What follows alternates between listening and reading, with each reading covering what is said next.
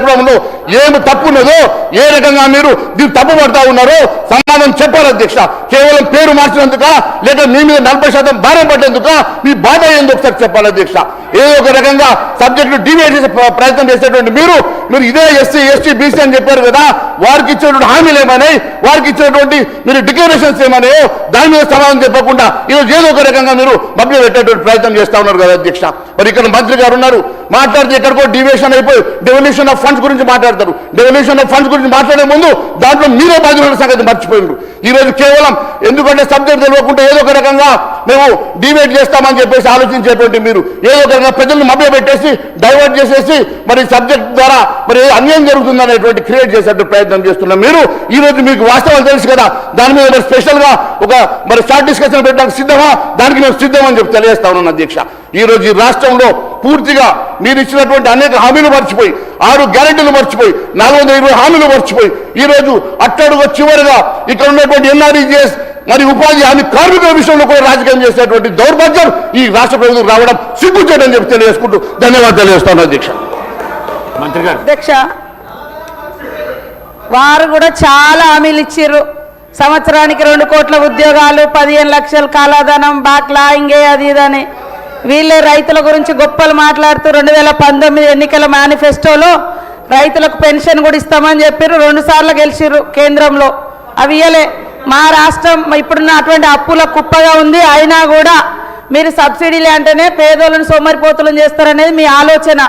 కాబట్టి సబ్సిడీలను ఎత్తేసుకుంటూ ఇవాళ మీరు మాట్లాడుతున్నారు. నేను ఒకటే అడుగుతున్నా, ఇవాళ 266 రకాల పనులు ఉండేది ఈ చట్టంలో ఎంజీఎన్ఆర్ఈజెస్లో. ఇప్పుడు ఆ పనులను కూడా తగ్గించారు. ఎట్లున్నాయంటే నూనె లేని వత్తి ఎగేస్తేంది దిగేస్తేంది అన్నట్టు ఉంది. దీపంలో అలా నూనె లేదు. నువ్వు 125 రోజులు అని చెప్తున్నావు. మరి 125 రోజులు రాష్ట్రం మీద మోపడానికి మీకు ఏం అధికారం ఉంది? 50 రోజుల పని భారము మోపేటప్పుడు మరి సమైక్య స్ఫూర్తితో రాష్ట్రాల యొక్క ఒపీనియన్ తీసుకోవాలి కదా.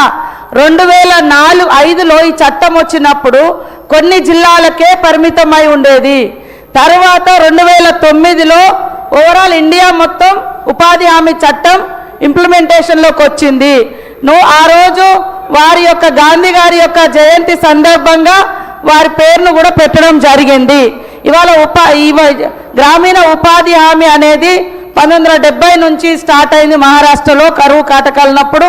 అదేవిధంగా ఇందిరాగాంధీ గారు, పివి నరసింహారావు గారు ఇవన్నీ కూడా కొన్ని జిల్లాల వారీగా రాష్ట్రాల వారీగా చేసి తర్వాత 2004 మేనిఫెస్టోలో కాంగ్రెస్ ప్రభుత్వం అధికారంలోకి వస్తే ఉపాధి హామీ చట్టాన్ని తీసుకొచ్చి పని అనేది ఒక దానంగా కాదు హక్కుగా పొందే విధంగా, అదేవిధంగా చీప్ లేబర్ను తయారు చేసే ఈ వ్యవస్థ నుంచి వాళ్ళు ఒక రైట్గా పని హక్కును పొందాలని ఈ చట్టం తీసుకురావడం జరిగింది. దాని మీద మీరు కూడా ఇంత అక్కసు వెళ్ళగలుగుతారని నేను అనుకోలేదు.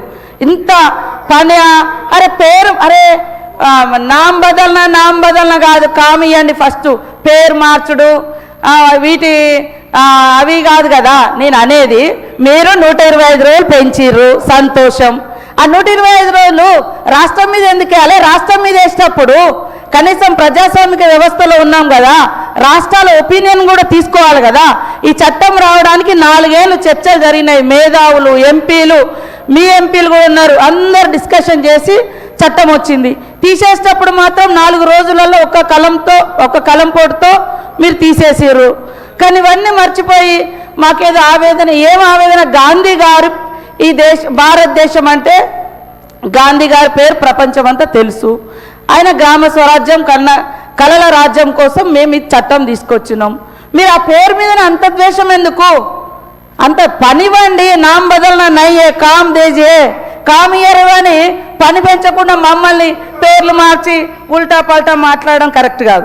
ఇంకోటి నేను అనేది, మీరు అన్ని పెంచి 4% బడ్జెట్లో ఉండే ఉపాధి హామీకి మీరు ఎందుకు బడ్జెట్ తగ్గించారు? బడ్జెట్ తగ్గించుకుంటూ వచ్చి పని దినాలు పెంచుతున్నామంటే అందులో ఇవ్వడానికి పనే లేదు. పోయిన ఆర్థిక వ్యవస్థలో తెలంగాణ రాష్ట్రానికి 12 కోట్ల పని దినాలు వస్తే ఈసారి 6 కోట్ల పని దినాలకు తగ్గించారు.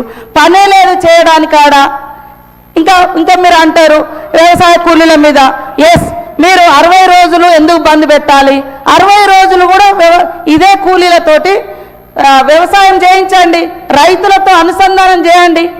అప్పుడు రైతులు సంతోషంగా ఉంటారు, కూలి వాళ్ళకు కూడా కూలి దొరుకుతుంది కదా. కోత పెట్టడం ఎందుకు అన్నా? మీరు చేసేదంతా ఈరోజు కార్పొరేట్ కంపెనీలకు చీప్ లేబర్ను అందించడం కోసం జరుగుతున్న కుట్ర.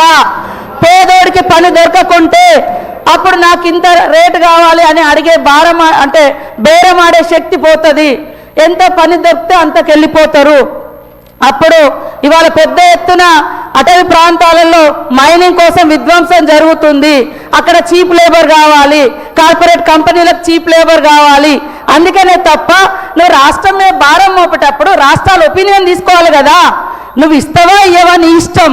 ఇయ్యనప్పుడు నువ్వు మా మీద భారం మోపేటప్పుడు మా అభిప్రాయాలు కూడా, రాష్ట్రం యొక్క అభిప్రాయాలు కూడా తీసుకోవాలి కదా. మీరు రుద్దే అధికారం ఎక్కడిది? అది రుద్దడం అంటే అది ప్రజాస్వామ్యానికే విఘాతం కదా. ఆర్టికల్ 47 ప్రకారం భారత రాజ్యాంగంలో పని కల్పించే హక్కు ఈ ఉపాధి హామీ యొక్క చట్టం రావడంలో ఆర్టికల్ 41 ప్రకారమే మరి ప్రతి ఒక్కరికి కూడా పని కల్పించాలనేటువంటి చట్టానికి ప్రతీకనే ఈ ఉపాధి హామీ చట్టం. కానీ దాని మీద దాడి చేస్తున్నారు.